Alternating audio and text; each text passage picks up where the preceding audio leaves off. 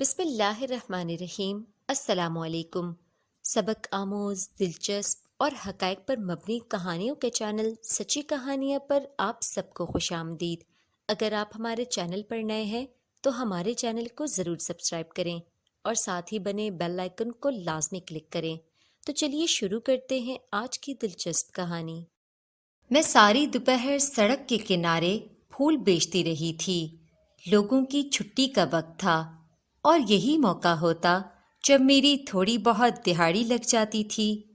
اتنی شدید گرمی میں بھی مجھے پرواہ نہیں تھی۔ میں جلد از جلد اپنی جھونپڑی میں پہنچنا چاہتی تھی تاکہ دیکھ سکوں کہ میرے پاس کتنے پیسے بنے ہیں۔ اپنی جھونپڑی میں قدم رکھتے ہی مجھے پردے کے پیچھے سے باتوں کی آوازیں آ رہی تھیں۔ میں جانتی تھی وہاں کون تھا، میری ماں اور اس کا دوست، جو ابا کے جاتے ہی وہاں آ جاتا۔ اس کے بعد اماں کو پرواہ نہ ہوتی، وہ دونوں گھنٹوں بیٹھ کر پتہ نہیں کیا باتیں کرتے رہتے تھے۔ بہت چھوٹی تھی تب سے میں یہ سب دیکھتی آئی تھی، مگر اب تو اس کی عادت سی ہو گئی تھی۔ میں اس وقت 12 سال کی تھی جب شروع میں ان کی باتیں سنتی تھی۔ اکثر اماں یہی کہہ رہی ہوتی کہ کاش میری شادی تم سے ہو جاتی فیضی، یہ اسلم پتہ نہیں کہاں سے میرے متھے لگ گیا ہے، کوجا کہیں کا۔ اس بات پر فیضی اکثر ہنس پڑتا اور کہتا، او پگلی، ہم ابھی بھی تو ساتھ ہی ہیں، وہ اسلم تو آئے گا رات کو تھکا ہارا۔ پھر دونوں ہنسنے لگتے۔ اس سے آگے کی باتیں مجھے سمجھ نہیں آتی تھیں۔ اماں کا سلوک مجھ سے بھی اچھا نہیں تھا۔ وہ اکثر مجھے پکارتی تو یہی کہتی، او اسلم کی اولاد ادھر آ۔ پتہ نہیں اماں کو ابا سے اتنی نفرت کیوں تھی۔ فیضی کے ساتھ تو وہ بڑی ہنس ہنس کر باتیں کرتی تھیں، اور آج بھی معمول کی طرح فیضی آیا ہوا تھا۔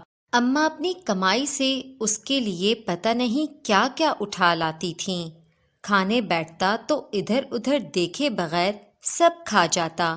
میں ابھی پیسے گن ہی رہی تھی اور دل ہی دل میں اپنی جوتی خریدنے کا سوچ رہی تھی، تبھی اماں ایک دم باہر آ گئیں۔ میں نے پیسے چھپا لیے مگر اماں دیکھ چکی تھیں۔ انہوں نے مجھ سے پیسے لینا چاہے تو میں چیخ پڑی۔ میری جوتی ٹوٹ چکی تھی اور پاؤں میں چھالے پڑ گئے تھے۔ پتہ نہیں کب سے میں پیسے جوڑ رہی تھی۔ میں روزانہ ٹوٹی چپل کے ساتھ پھول بیچنے جاتی اور سارا رستہ یہی سوچتی تھی کہ کچھ دنوں کی بات ہے، نئے چپل لے لوں گی۔ اور جب میرے پاس چپل کے پیسے جمع ہو گئے تو اماں وہ لینے پہنچ گئیں۔ میں نے نہ دیے تو اماں نے مار پیٹ کر پیسے لے لیے۔ میں جانتی تھی کہ اس نے وہ پیسے مجھ سے فیضی کے لیے لیے ہیں۔ اس کے بعد مجھے اس شخص سے اور نفرت ہو گئی۔ شور کی آواز پر فیضی پان چباتا ہوا باہر آیا۔ اماں کے ہاتھ میں پیسے دیکھ کر اس کی آنکھوں میں چمک آ گئی۔ پھر وہ دونوں واپس پردے کے پیچھے چلے گئے اور میں بیٹھی روتی رہ گئی، اپنی ٹوٹی چپل کو دیکھتے ہوئے بس یہی سوچتی رہی کہ کل سے اسی کے ساتھ کام پر جانا ہوگا۔ رات کو ابا آیا تو اس کے ہاتھ میں وہی سگریٹ تھی۔ آتے ہی بستر پر لیٹا اور سو گیا۔ یہی تو اس کا روز کا معمول تھا۔ کھانا باہر کھا کر آتا اور مجھ سے پوچھتا بھی نہ کہ میں نے کچھ کھایا بھی ہے یا نہیں۔ اگلے دن میں پھر سے پھول بیچنے گئی۔ شدید گرمی میں پاؤں جل رہے تھے اور ایک چپل بالکل ٹوٹ چکی تھی۔ اب تو میرے پاس کھانے کے بھی پیسے نہیں تھے۔ میں ننگے پاؤں سگنل کی طرف گئی اور لوگوں کو پھول دکھانے لگی۔ گرمی، بھوک اور گرم سڑک کی جلن سے میری آنکھوں میں آنسو آ گئے تھے، مگر بڑی بڑی گاڑیوں میں بیٹھے کسی بھی انسان پر میرے رونے کا اثر نہ ہوا۔ میں جہاں بھی جاتی وہ مجھے نظر انداز کر دیتے۔ غریب کی زندگی بھی کتنی عجیب ہوتی ہے، جب تک مر نہ جاؤ کوئی اس کے آنسو کا اعتبار ہی نہیں کرتا۔ سگنل کھل چکا تھا اور سب گاڑیاں میرے آگے سے گزرتی چلی گئیں۔ میں فٹ پاتھ پر بیٹھ کر رونے لگی۔ ٹوٹی ہوئی چپل میرے ہاتھ میں ہی تھی، جسے میں نے کسی سرمائے کی طرح مضبوطی سے پکڑ رکھا تھا۔ میں اپنے آپ میں مگن روئے جا رہی تھی جب ایک لڑکا میرے پاس آیا۔ وہ مجھ سے رونے کی وجہ پوچھ رہا تھا۔ میں نے اسے سر سے پاؤں تک دیکھا۔ حلیے میں وہ میری طرح ہی کسی جھونپڑی میں رہنے والا لگتا تھا۔ ایک بار تو دل میں آیا کہ اس کنگال کے پاس کیا ہوگا، مگر پھر سوچا ہو سکتا ہے اس کی دہاڑی لگ گئی ہو۔ یہ خیال آتے ہی میں نے اسے ساری بات بتا دی۔ میرا مسئلہ سنتے ہی اس نے جیب سے مڑے ہوئے نوٹ نکالے اور گنے بغیر مجھے تھما دیے۔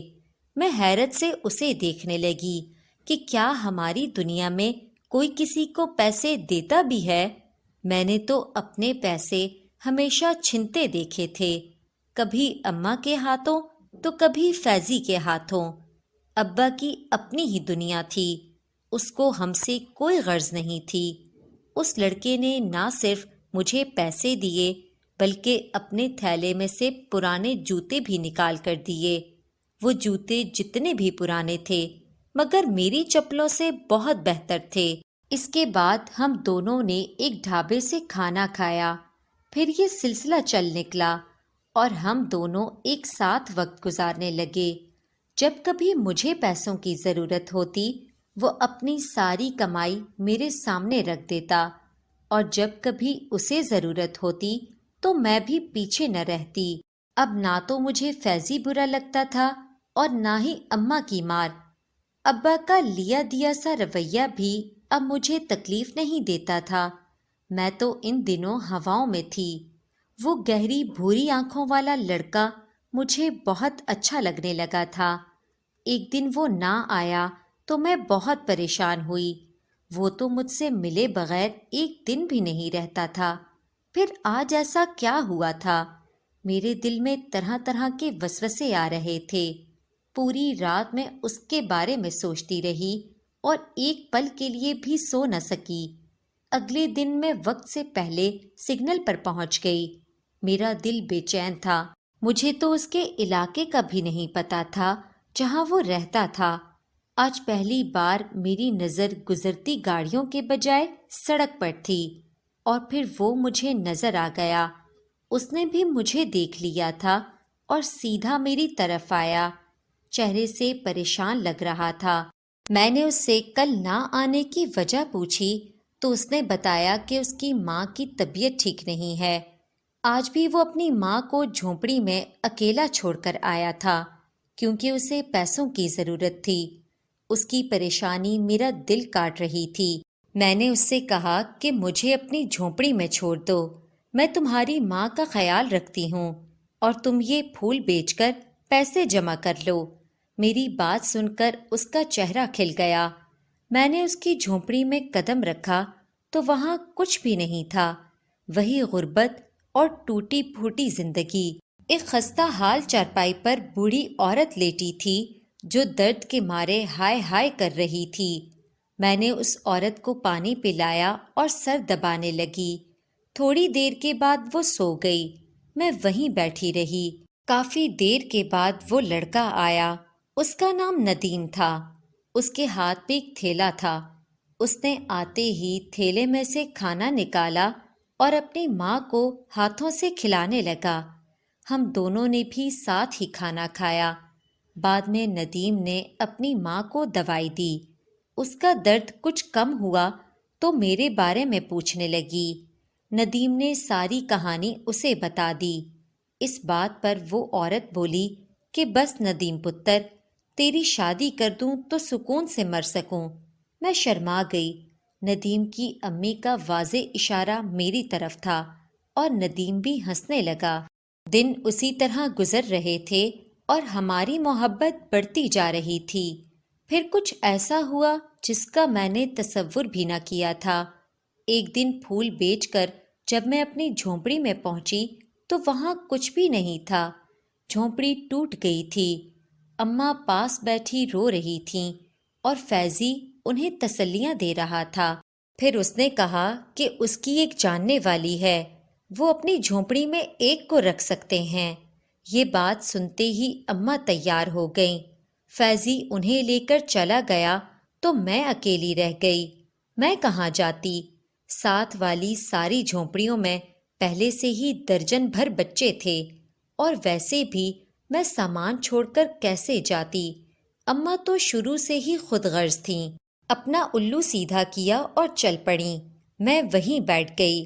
ابا کا بھی کچھ پتہ نہیں تھا۔ میں پریشان ہی بیٹھی تھی کہ مجھے فیضی آتا دکھائی دیا۔ اس کے ہاتھ میں کچھ سامان تھا۔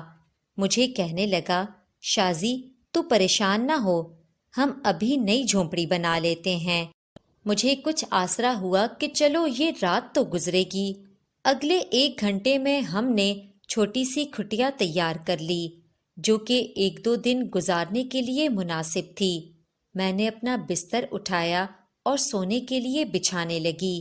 فیضی بھی اندر آ گیا اور باتیں کرنے لگا۔ مجھے اس کی موجودگی الجھن میں مبتلا کر رہی تھی۔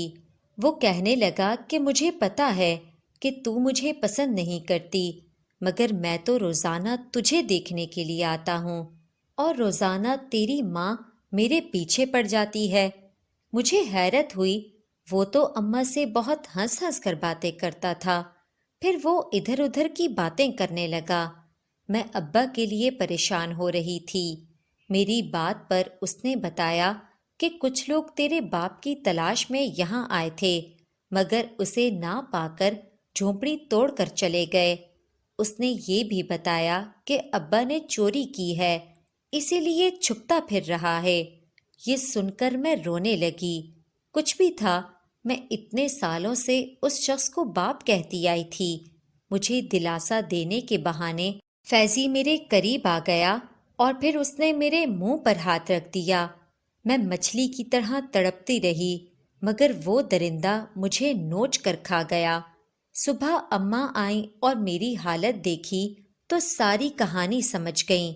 میری حالت بہت خراب تھی۔ میں نیم بے ہوشی میں صرف فیضی فیضی کہہ رہی تھی۔ اماں سمجھی میں فیضی کو بلا رہی ہوں، تو انہوں نے کسی کو کہہ کر فیضی کو بلا بھیجا۔ جب وہ بڑے اعتماد سے چلتا ہوا آیا تو مجھے بڑی حیرت ہوئی۔ اس سے پہلے کہ اماں اس سے پریشانی کا ذکر کرتیں، میں فیضی پر جھپٹ پڑی۔ میں نے اسے خوب گالیاں دیں۔ اسے دیکھ کر میں اپنے سارے زخم بھول گئی۔ دل چاہتا تھا کہ اسے جان سے مار دوں۔ میں پاگلوں کی طرح چیخ رہی تھی کہ اماں یہی میرا مجرم ہے۔ میری آواز سے آبادی کے اور بھی لوگ اکٹھے ہو گئے، مگر میں اس وقت حیران رہ گئی جب اس نے الزام ندیم پر ڈال دیا اور کہنے لگا کہ اس نے مجھے کئی بار کسی لڑکے کے ساتھ دیکھا ہے۔ میرا دماغ گھوم گیا۔ وہ کیسے میری پاک محبت پر شک کر رہا تھا؟ میرے کچھ کہنے سے پہلے آبادی کی ایک عورت بولی کہ اس نے رات فیضی کو اسی کھٹیا سے نکلتے دیکھا تھا۔ اب اس بات میں کوئی شک نہیں رہا تھا کہ وہی میرا مجرم ہے۔ اماں نے سب عورتوں کو واپس بھیجا اور ہم دونوں کو لے کر اندر آ گئیں۔ اس کے بعد انہوں نے فیضی کے منہ پر تھپڑ مارا۔ پھر انہوں نے جو انکشاف کیا، مجھے لگا وہ میری جان لے لے گا۔ یہ تیری بیٹی ہے، اسلم کی نہیں۔ یہ الفاظ ہتھوڑے کی طرح میرے دماغ پر لگے۔ اماں کیا کہہ رہی تھیں؟ مجھے اب ساری کہانی اور ان کے تعلق سمجھ آ گئے تھے۔ فیضی بت بنا کھڑا تھا۔ پھر اماں بتانے لگیں، جب اس کی شادی زبردستی اسلم کے ساتھ کی گئی تو وہ تب بھی فیضی سے محبت کرتی تھیں اور 1 ماہ کی حاملہ بھی تھیں۔ فیضی تو ایسا ہو گیا جیسے کاٹو تو خون نہیں۔ پھر وہ اٹھا اور چلا گیا۔ اماں مجھ سے نظریں چرا رہی تھیں۔ میں 3 دن تک پھول بیچنے سگنل پر نہ جا سکی۔ ندیم کا سامنا کرنے کی ہمت نہیں تھی۔ آخر ایک نہ ایک دن تو اس سے ملنا تھا، اور پھر پیسے بھی چاہیے تھے۔ میں سگنل پر پہنچی تو ندیم بڑی بےتابی سے ملا۔